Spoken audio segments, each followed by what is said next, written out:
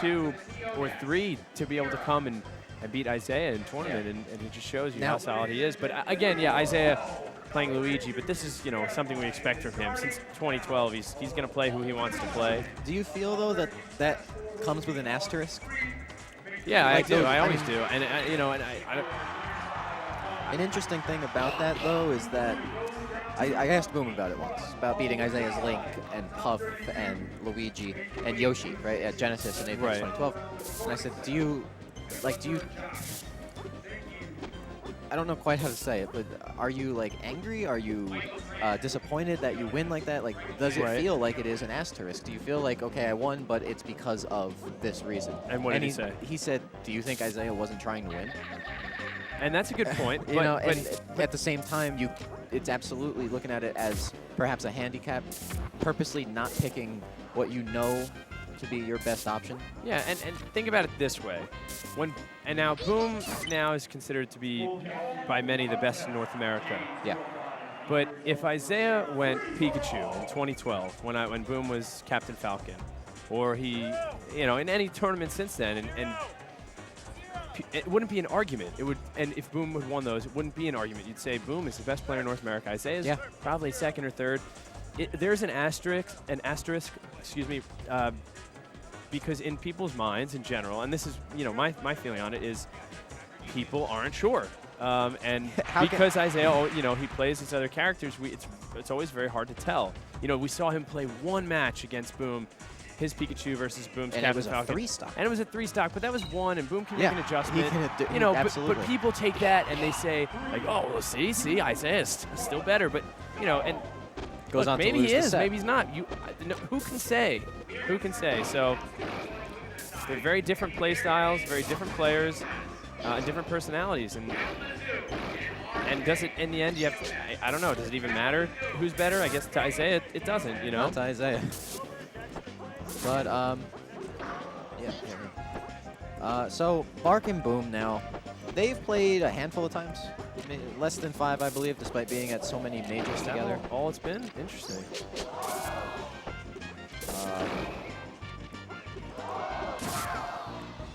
I thought Boom usually played Blue Hat. Boom's red, usually. He always steals Kiro's color. Ah, okay. Now this is one of those things, like, Bark's good at Pikadoodles, right? Boom is Boom. Yeah, so, exactly. I mean, at this point, what do you want? Do you want to be able to, I mean, clearly you want to win, right? But when you're in a situation, when you're playing the 1 seed at the tournament, do you want to just make it competitive? You know what I mean? Is that your goal as a player? You're like, well, I want to do the best that I can. Winning, obviously, but I don't want to get 10 stocks. Yeah, I mean, in the end, right, when all is said and done, if you made it competitive, you're going to be able to say, hey, I made it competitive against 1 seed. But you're never, I don't want to say never, but I don't think you're going to make it competitive with that mindset. I think you always have to go in with the mindset to try to win the match, you know? And I think that Bark is, you know, he's a competitor like that. So I think he thinks, you know what, I can maybe do it. Yeah. I've been able to take Kiro, you know, pretty far, and Kiro's been able to take Boom pretty far. Good awareness by Boom, but he pulls the shears with the SG. Davis. Plus he's got Shears on the side, who's probably yelling, "Go Baltimore!" Oh yeah, we heard the woo. Bark just likes to kill himself, though. Yeah, Bark tried that back and left right, or right left rather, recovery, and Boom read it. The Park Isaiah recovery. Interesting. Wispy tries that reverse there.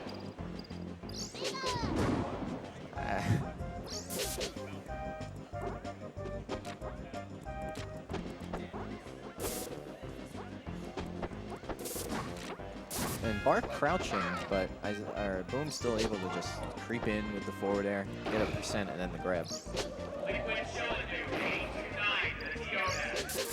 Ooh, Bark's able to creep underneath, and he gets hit, but he's back on the stage. uses horizontal Favorable trade. first and then vertical second. Oh, it's so hard to come up against Pika's down tilt. Yeah. You have to up air it, but it's finicky. You can't nair Feel like you'll get hit. or Like down air. I don't think forward air, but that'll be a stock. Boom with a 2-stock lead. If we're being honest, we don't. I don't expect differently at this point in the game. Back air. Yep. Ooh.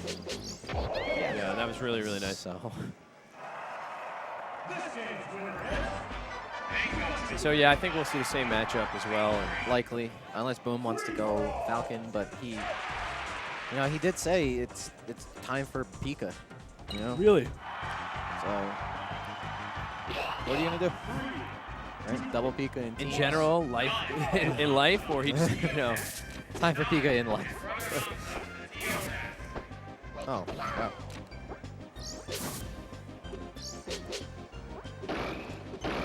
Huh. Went for it. Boom maybe overextends a little Yeah. bit. Oh, and he's so good at getting those when he has that little window to do it. Oh, and that's the other thing he does. So many people just shield on plat, and Boom, he waits it out. He doesn't use that up air and then leave himself in a vulnerable position or let someone else escape.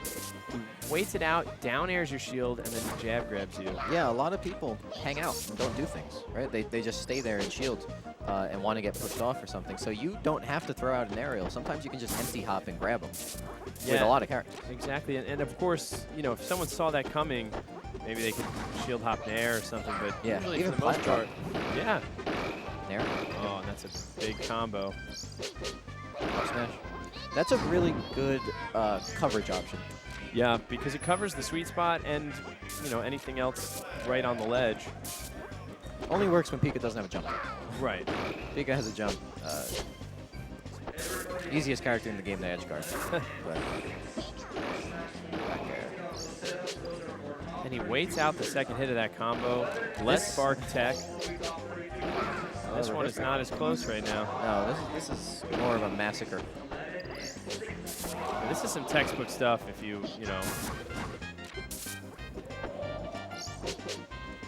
Bark. and Bark. Bad angle there. He's done 49 damage. I think that angle was a last resort. He knew coming back to the stage. Yeah, this is something that's really not necessarily eye-opening, but it's like, wow. The fact that, Bark came onto the scene, he started beating all these people. He beat players, he beat players like Jaime, Hero Pi, right? Good players in their own right. Right. And Boom is head and shoulders above at this point, and it's just really something else to see. Every time Boom plays. Yeah. Man, and Boom, that was so beautiful because Bark didn't have a lot of room to tech, and if he teched almost in place or away, he was going to get caught by that up smash. And then there's two strong nairs to the fast fall back air. That's some textbook advanced play right there. Oh, Baltimore combos. Yeah, and Bark maybe needed a short hop up air, but accidental back air. Good crouch up smash. Yeah. Crouching in general is very underused. I think it's one of the next things that's going to make its way into the scene. Yeah, I was playing some Kirby's today. That's how you beat the down tilt. Bark down 1-3. Boom looking to just take it quick.